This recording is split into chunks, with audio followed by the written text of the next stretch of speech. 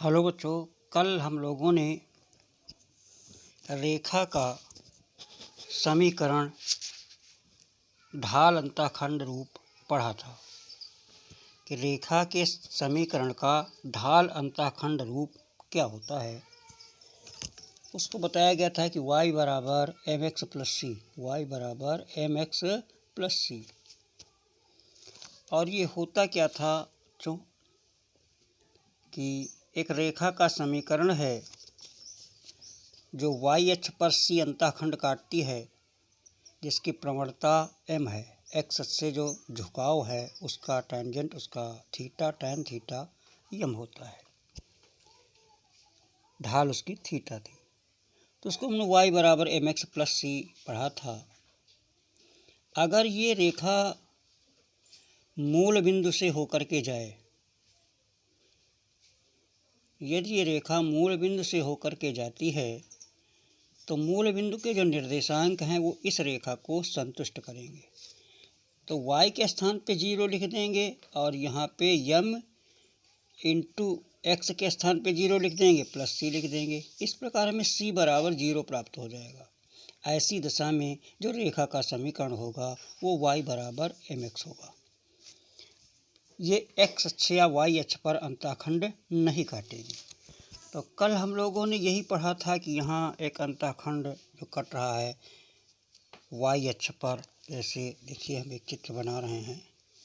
ये है कि मान लीजिए ये कोई रेखा, ये हमारा पहले x अक्ष है, ये y अक्ष है और इधर x डैश है, ये y डैश है और ये मूल बिंदु है। ये रेखा कोई जा रही है ऐसे, और ये रेखा मान लीजिए यहाँ पे कोई बिंदु P है। वो P बिंदु के निर्देशांक हमने मान लिया x1 और y1 है। अब ये रेखा देखिए यहाँ से जा रही है, यहाँ पे हमने लिखा था h और ये थीटा कोण बना रही है x अक्ष की धनात्मक दिशा से। इसके बाद हमने यहाँ पे कोई एक बिंदु मान लीजिए Q ले लिया।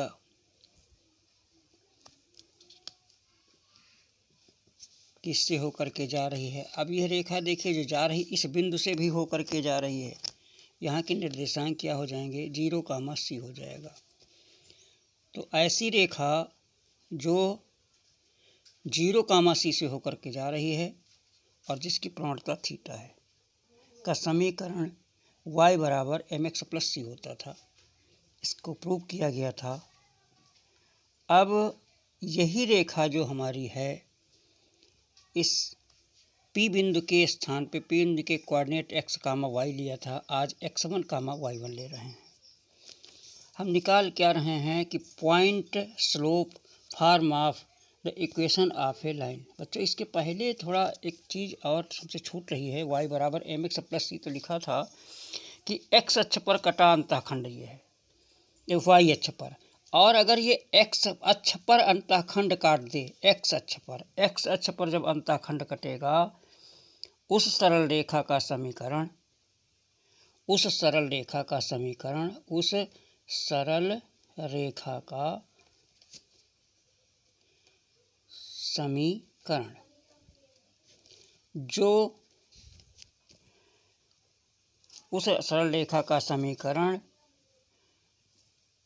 जो x अक्ष से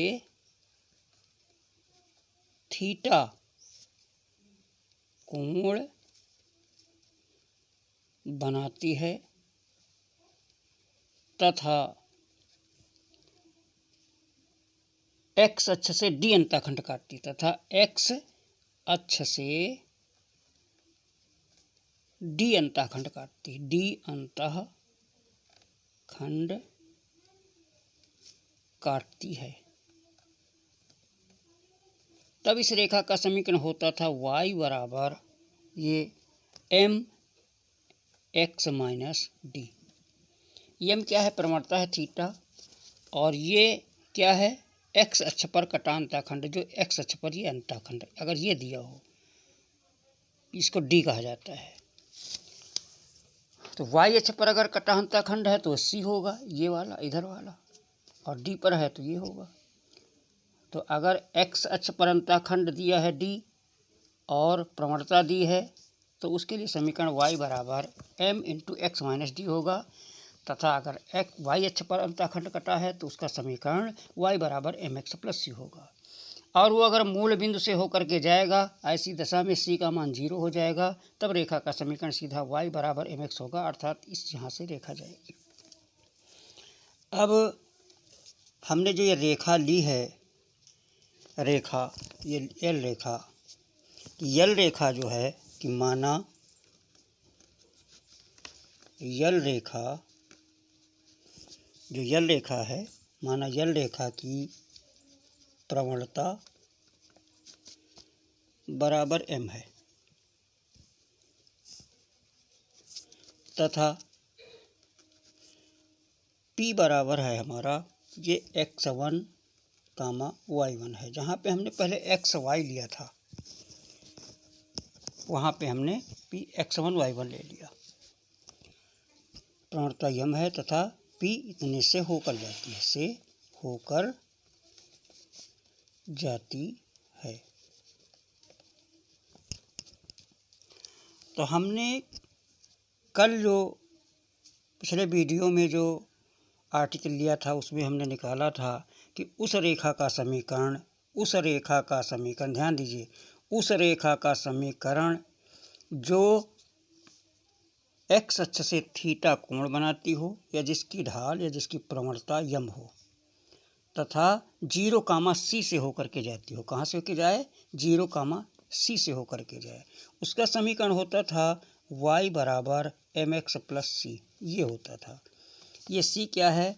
इस पर कटा हुआ अंतःखंड, ये c अंतःखंड है, इसको कहेंगे हम c अंतःखंड। ये है, तो यहाँ का निर्देशांक 0, c होगा। तो ये y बराबर mx प्लस सी है।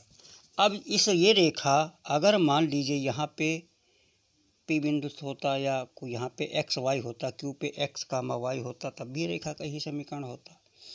और ये P बिंदु से होकर के भी जा रही है तो इसको भी संतुष्ट करेगी, 0, c से होकर के जा रही तो इसको भी संतुष्ट करेगी। अब इसमें हम लिखेंगे यदि यह रेखा P x1, y1 से भी होकर जाती है, इससे भी होकर जाती है, तब इस रेखा का समीकरण क्या होगा? जहाँ पे x है वहाँ पे x1 लिख देंगे, जहाँ पे y है वहाँ पे y1, तब y1 बराबर हो जाएगा m x1 प्लस c हो जाएगा, समीकरण 2। अब समीकरण 1 में समीकरण 2 को घटाने पर, समीकरण 1 में समीकरण 2 को घटाने पर क्या लिखेंगे हम? इसे ये लिखेंगे कि y बराबर mx प्लस सी, ये समीकरण 1 है, और दूसरा है y1 बराबर m x1 प्लस सी, समीकरण 2 है।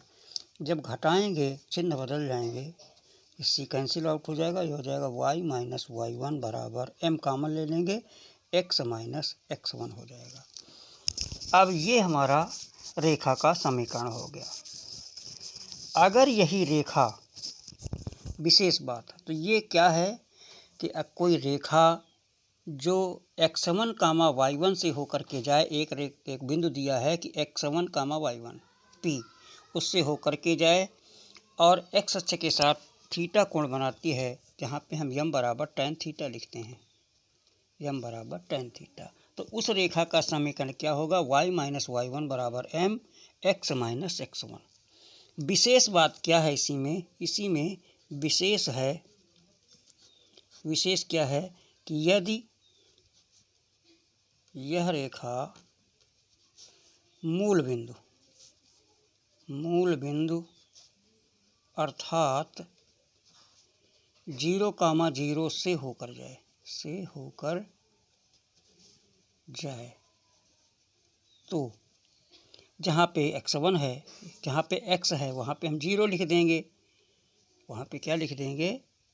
वहाँ सॉरी x1 y1 के स्थान पे हम क्या लिख देंगे, x1 के स्थान पे 0, y1 के स्थान पे 0, तो हो जाएगा y माइनस 0 बराबर m x माइनस 0। ऐसी दशा में रेखा का समीकरण y बराबर mx हो जाएगा।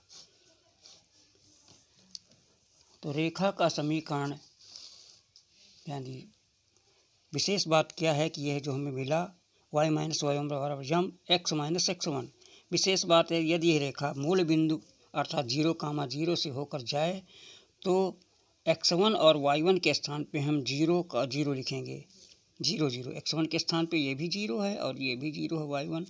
तो यहाँ पे ये जो लिखा y1 0 हो गया, y माइनस 0 बराबर m x माइनस 0, तो हो जाएगा y बराबर mx। ऐसी दशा में हम y बराबर mx लिखेंगे इसे। ये हमारी विशेष बात है। तो बच्चों आज हम लोगों ने उस रेखा का समीकरण निकालना सीखा कि जिस रेखा में हमें रेखा के समीकरण का बिंदु ढाल रूप, इसी को कहते हैं कि जिसमें हमें यम दिया हो, यम हमें ज्ञात हो और वो बिंदु दिया हो किस बिंदु से होकर के रेखा जा रही है। कल हमने निकाला था कि ढाल रूप क्या है, प्रवणता रूप क्या है रेखा का, वो आपका क्या था, y बराबर mx प्लस सी। कल हमने क्या सीखा था, y बराबर mx प्लस सी, ये निकालना सीखा था। ये कैसे निकला था, और फिर इसी में इस रेखा का समीकरण क्या है, उसकी में प्रवणता जिसकी m दी हो तथा c कामा 0 c से होकर के जाए, 0 c से होकर के जा रही, तो उसका समीकरण ये है। ये c क्या है, y अक्ष पर कटा अंतःखंड, और अगर x अक्ष पर कटा अंतःखंड d दिया हो तो तब ऐसी रेखा का समीकरण y बराबर m x माइनस d होगा। और यही रेखा अगर d से न जाकर के मूल बिंदु से होकर के जाएगी तो d हमारा क्या हो जाएगा, 0 हो जाएगा यहाँ पे।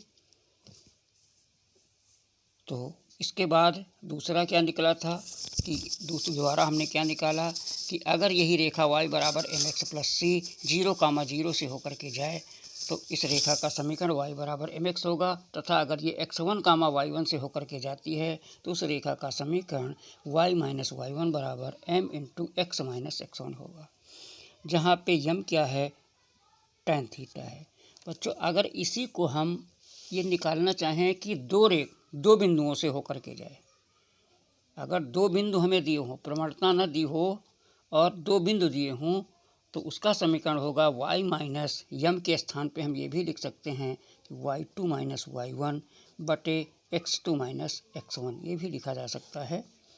तो जब ये लिख देंगे इसमें तो ये दो बिंदुओं से होकर x1 y1 और x2 y2 से होकर जाने वाली रेखा का समीकरण, उसमें प्रवणता नहीं दी होगी। अगर दो बिंदुओं से होकर के रेखा जा रही है तो उसके लिए हम समीकरण ये निकाल देंगे कि y बराबर ये हो जाएगा y2 माइनस y1 बटे x2 minus x1 into in bracket है x माइनस x1। ये है, यम के स्थान पे हम इतना मान रख सकते हैं। इस प्रकार बच्चों आज यही तक। आशा है कि आप लोगों को ये वीडियो अच्छा लगा होगा और भली प्रकार से समझ में आया होगा। आशा करते हैं कि आप लोग मन लगा करके पढ़ाई करें मेहनत से, और जिससे आपका रिजल्ट अच्छा है। इन्हीं शुभकामनाओं के साथ थैंक यू।